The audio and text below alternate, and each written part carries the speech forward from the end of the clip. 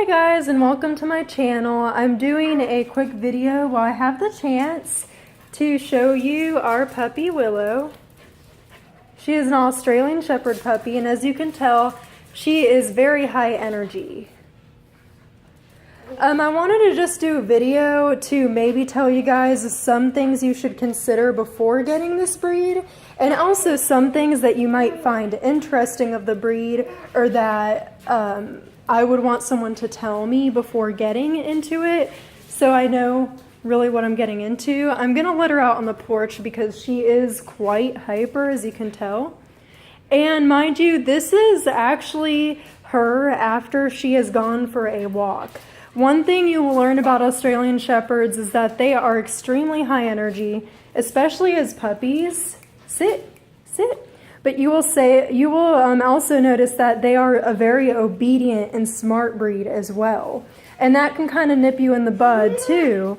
Many dogs that are really smart breeds, they actually also can be smart in bad ways, meaning they can learn bad habits very quickly, and you need to make sure that you are the alpha male in the relationship, because if not, they will take full advantage of you. So Willow, basically, she is not allowed on the furniture. She knows her boundaries, so she knows that unless she's invited, that she should not jump on the furniture. She is really high energy right now. Australian Shepherds, they need good exercise.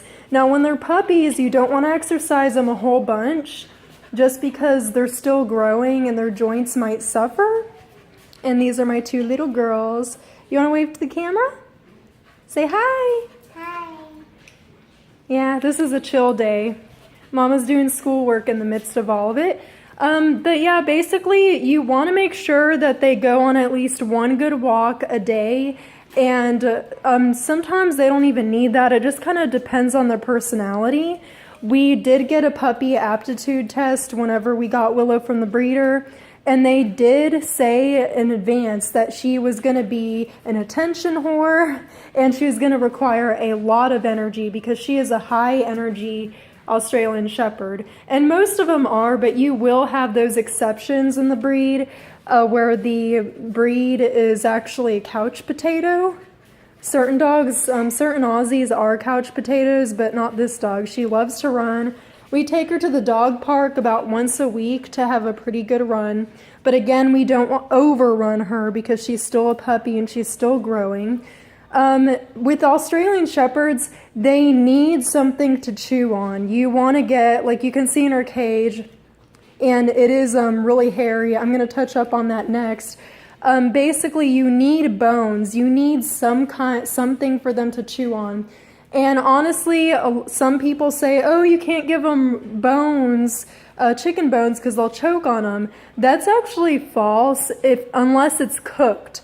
Cooked bones will pierce their esophagus. Raw bones are actually healthy for them. It cleans their teeth and there's marrow in them. But again, you don't want to give them bones all the time. It should be like a treat, and it should be supervised as well. And I have tried this with her. Most dogs can digest raw bone just fine, and if they are having some diarrhea issues, many times some extra bone in their diet, just a little bit, will firm up their stool. Hey. Another thing I wanted to touch base on is that Aussies shed a lot. Come here, Willow. They shed a whole lot, as you could see in her cage earlier. That is that's barely touching the concept of how much Willow sheds, how much she sheds. Sorry, I still need coffee. Come here, puppy. But they shed a lot, which is hence the reason why I don't allow her on the furniture. Plus, if you allow them on the furniture, a dog sooner or later will start to take control of you, and in the end, the dog will be running your life. Willow hardly gets any treats, and some people say when you're training, you don't always have to give them a treat. You just need some kind of positive reinforcement. because it's also not good to give them so many treats in their diet. It's like junk food pretty much. Hey. It's like junk food pretty much. And junk food's not even good for humans, so I definitely wouldn't recommend it for dog diets. Here you go. Come on, run it out.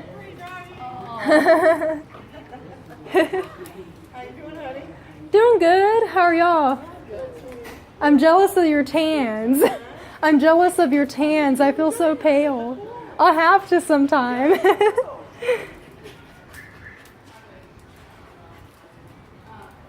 Willow. Do you like that chair?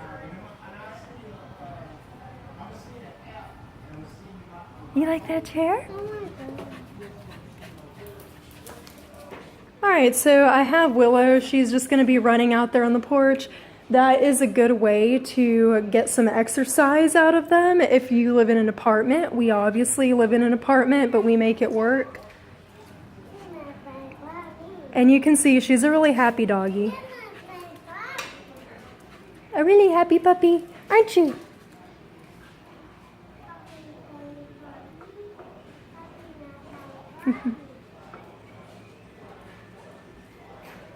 Hey. Yeah. Are you having fun with the rice?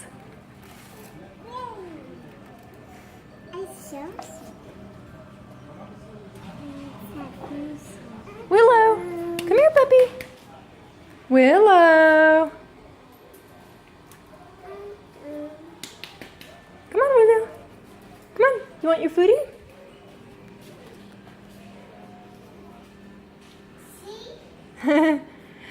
Also, sorry guys, I kind of got sidetracked there, saying hi to neighbors and stuff. Excuse the mess. It's always kind of messy with the different leashes that I use. But anyways, I wanted to touch the subject of training.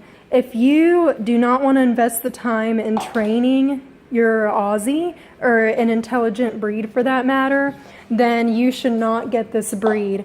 They are extremely smart, so they need training. Otherwise, they're just going to overrun your family and everything. And she still has a lot to learn, but she does know how to sit. She knows how to shake. She knows how to lie down. She is not aggressive at all when I'm feeding her. I can take a bone literally right out of her mouth and she won't snap or even attempt to snap. And part of the reason is because as a puppy, I would practice taking bones out of her mouth and I would use positive reinforcement if she would just drop it. And I would associate the word drop it with the release of that bone. So she started getting used to whenever I say drop it, she'll drop whatever she has in her mouth and she won't fight it. So it's very important you also work with the puppy at a young age to make sure you train them properly. Otherwise, they're going to be an unpleasant dog. I hate when people get breeds of dogs and they don't do the research and then they're like, oh my gosh, this puppy is way too energetic, or oh my gosh, they pull on the leash or whatever. Many times I want to ask, well, what have you done? And you don't always need a professional trainer to work with a puppy. Many times, like I said, positive reinforcement. Whenever you say, also do commands, you have to be very consistent. They thrive off of that consistency. Willow. So if you say, for example, sit, and they don't sit the first time, don't reward them. Don't pay attention to them until they actually do the command. So many times I'll say, Willow, sit, and if she sat as a puppy right away, I would either give her a piece of her food, or I would pet her. She loves belly rubs and stuff, so I would use petting as positive reinforcement. Also, during feeding time, you can use that as a time to reward them because you're feeding them basically food they would be eating anyways. Also, another thing that I would want someone to tell me about any kind of cattle dog or Australian Shepherd is that they do have it in their instinct to herd you. I at first thought, oh no, she'll be fine. She won't herd me or anything. And I was actually very wrong.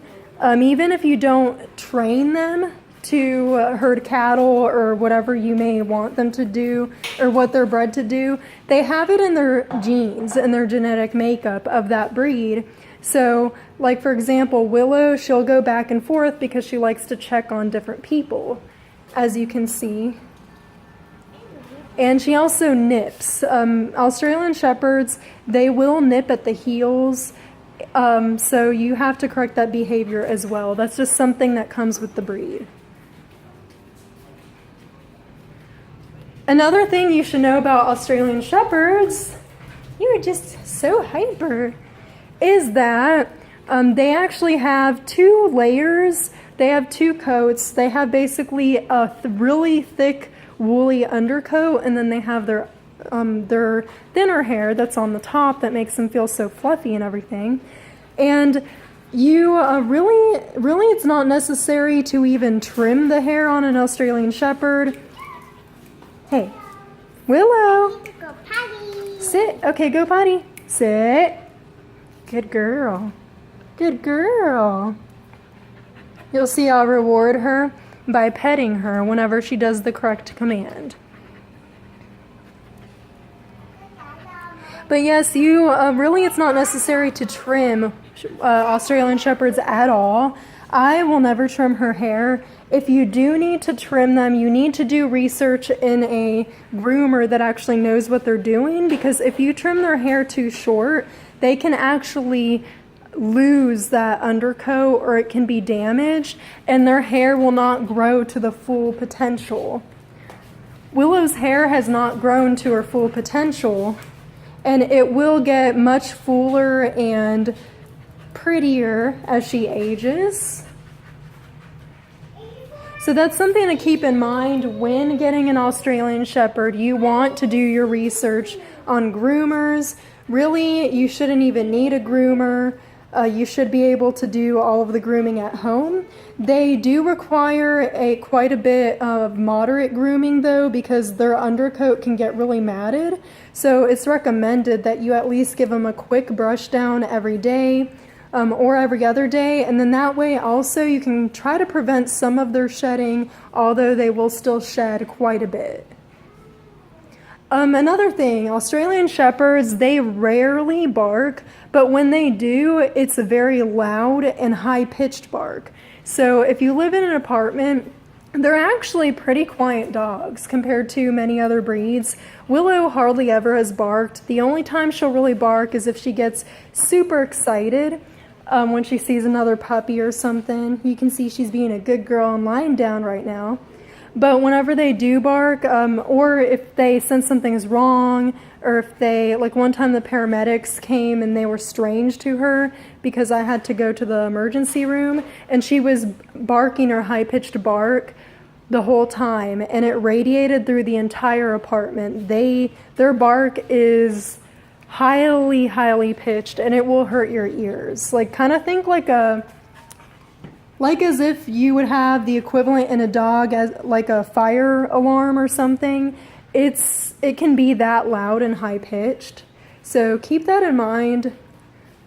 But overall, can you have them as an apartment dog? Yes, you can.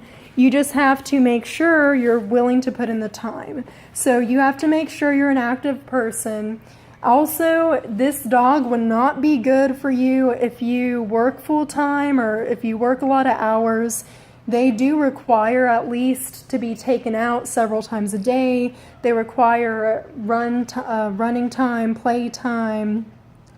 They, especially when they're puppies, any kind of puppy is going to need to go to the restroom multiple times throughout the day. She's just now able to hold her urine and hold her poop in the crate to where she can wait until I let her out, and she's 8 months now. So just to give you guys an idea, it is a lot of time you have to invest in this breed. If you guys have any more questions about the breed down below, I'm pretty sure I got so sidetracked, but feel free to ask me. I would love to answer any questions that y'all have. And especially if you guys have questions because you are living in an apartment but are considering the breed, just comment below and I'll be more than happy to answer that. But we're gonna say bye. Hey Willow, you wanna say bye? Thank you guys so much for watching, and we'll be back again soon.